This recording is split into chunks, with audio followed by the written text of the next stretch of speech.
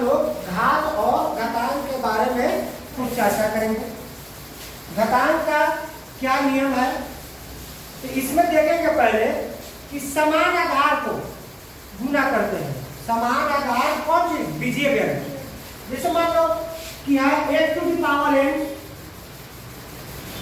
और x to the power n, तो यह कहलाता है क्या? आधार। और यह क्या कहलाता है? घात कहलाएगा।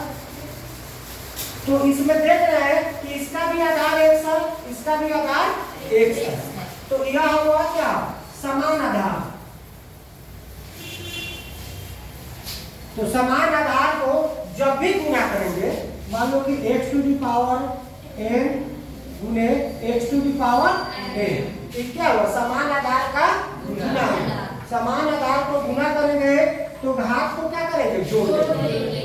यह हो जाएगा x to the power n जोड़ n।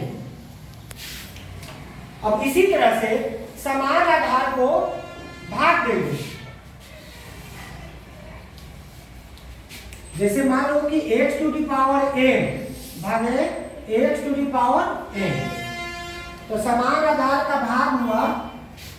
तो इसमें क्या करते हैं? अंश के घात में से हर को घात को घटाते हैं, यानी अंश कौन होगा? इसको लिखते हैं x to the power n बटे x to the power n। तो यह कहलाता है अंश और यह कहलाता है हर। जब समान आधार को भाग देंगे तो अंश के घात यानी अंश का घात क्या है? n माइनस हर का घात यानी n।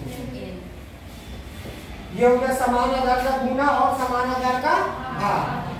अब ये भी देखेंगे कि किसी भी संख्या का अगर घातांक शून्य हो, मान लो किसी संख्या का घातांक शून्य हो, तो इसका हमेशा मान क्या होता है? 1। या 10 के पावर 0 हो तब भी 1 होगा, 1 के पावर 0 हो तब भी 1 होगा। अगर यहाँ लिख देते हैं कि राम, इसका भी घात शून्य करेंगे तो इसका भी वैल्यू 1 होगा। तो किसी भी संख्या का या चर मान हो या बीजीय व्यंजक में कोई भी हो, उसका घातांक अगर शून्य है तो उसका मान हमेशा 1 होगा। फिर दूसरा बात, अब एक है कि घात का घात यानी पावर का पावर। जैसे मान लो कि x to the power n, इसका पावर n, तो ऐसा जब भी हो घात का घात हो तो उसमें क्या करते हैं? घात को आपस में गुना कर देते हैं, यानी x to the power n गुने